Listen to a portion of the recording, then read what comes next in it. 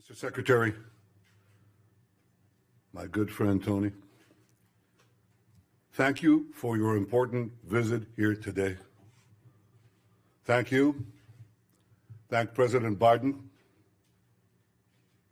And thank you to the American people for your incredible support for Israel in our war against the barbarians of Hamas. I thank you in English. I want to thank you in Hebrew as well. אני רוצה להודות למזכיר המדינה בלינקן, לנשיא ביידן ולעם האמריקני על התמיכה הכבירה שלהם במלחמה שלנו נגד הברברים של החמאס. אדוני המזכיר, אתה בא הנה לעם כואב, עם לוחם, עם של אריות, עם שנחוש לנצח את כוחות הרשע מסביבנו. משעה לשעה מגיעות לנו, אנחנו שומעים על סיפורי הזוועה ועל סיפורי הגבורה. סיפורי הזוועה אומרים הכל עליהם, וסיפורי הגבורה אומרים הכל עלינו. והגבורה הזאת תנצח. Mr. Secretary, your visit is another tangible example of America's unequivocal support for Israel. Hamas has shown itself to be an enemy of civilization. The massacring of young people in an outdoor music festival, the butchering of entire families, the murder of parents in front of their children and the murder of children in front of their parents, the burning of people alive, the beheadings,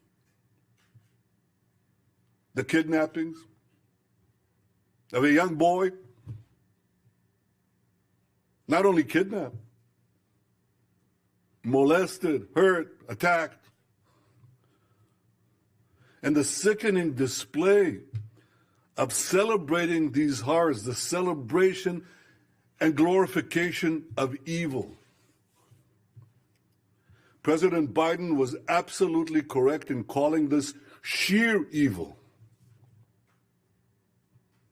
Hamas is ISIS, and just as ISIS was crushed, so too will Hamas be crushed. And Hamas should be treated exactly the way ISIS was treated.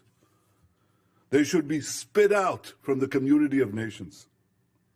No leader should meet them. No country should harbor them. And those that do should be sanctioned. Tony, my friend, I say to you, I say to all of us, there will be many difficult days ahead. But I have no doubt that the forces of civilization will win. And the reason that's true is because we understand what is the first prerequisite of victory. It's what you just said in our meeting. Moral clarity. This is a time, a particular time, a special time, that we must stand tall, proud, and united against evil. Tony, you are taking that stand. America is taking that stand. Thank you for being here today. Thank you, America, for standing with Israel today, tomorrow, and always.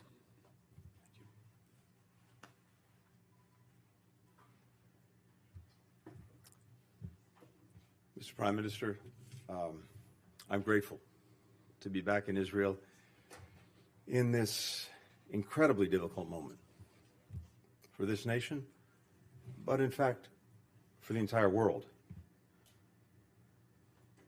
If you'll permit me, personal aside, I come before you not only as the United States Secretary of State, but also as a Jew.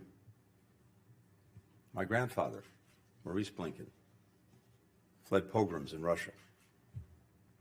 My stepfather, Samuel Pizar, survived concentration camps, Auschwitz, Dachau, Majdanek. So, Prime Minister, I understand on a personal level the harrowing echoes that Hamas's massacres carry for Israeli Jews, indeed, for Jews everywhere.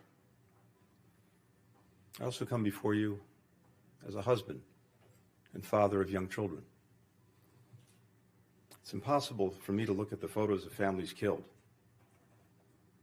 such as the mother, father, and 3 small children murdered as they sheltered in their home in kibbutz near Oz, and not think of my own children.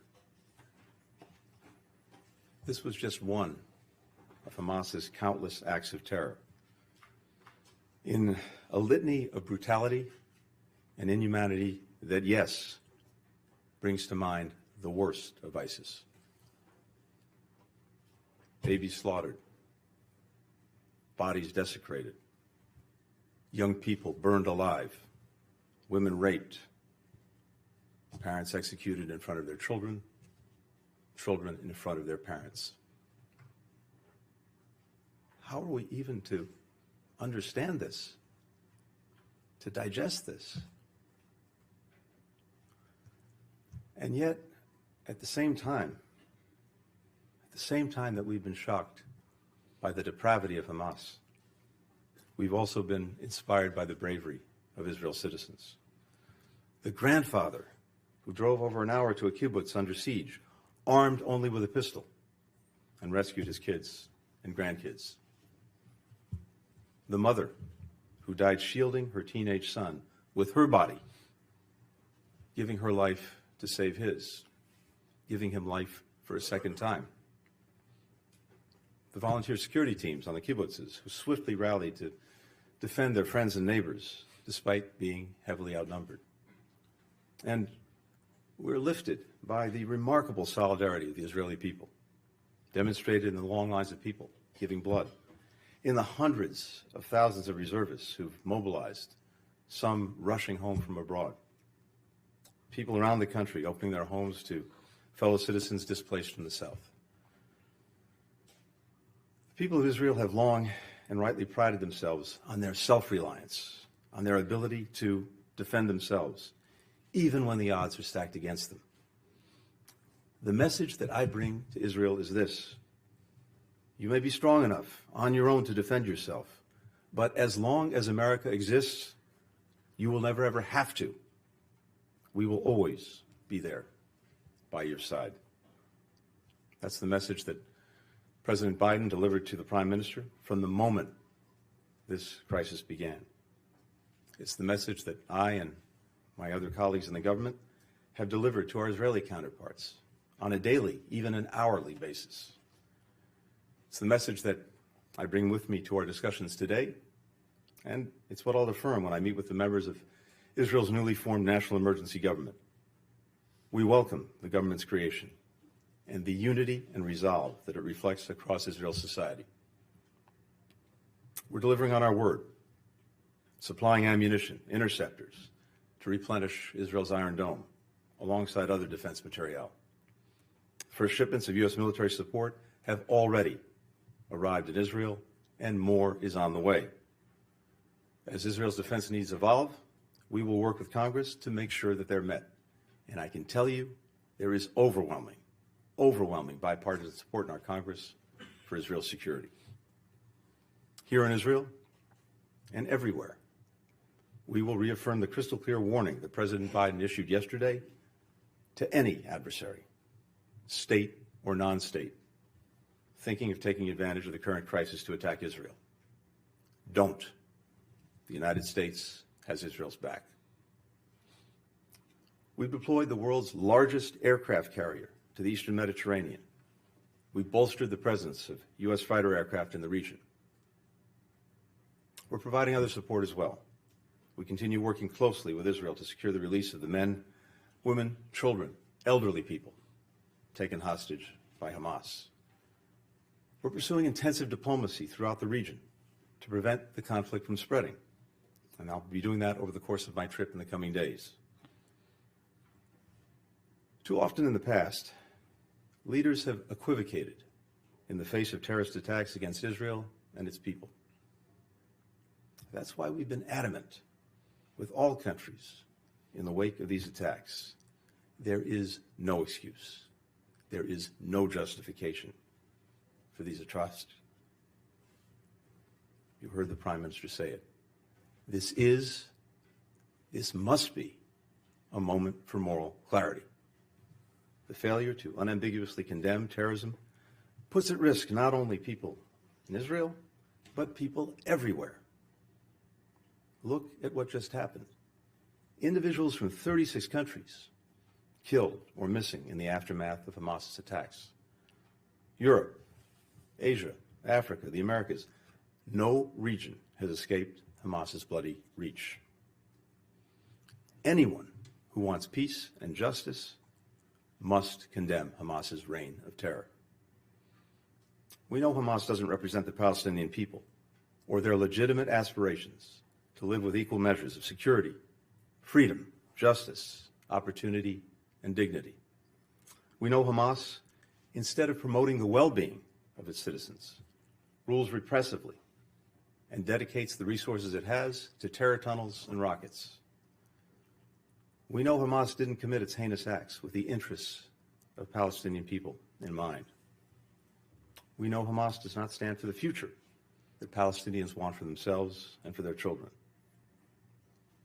Hamas has only one agenda: to destroy Israel and to murder Jews.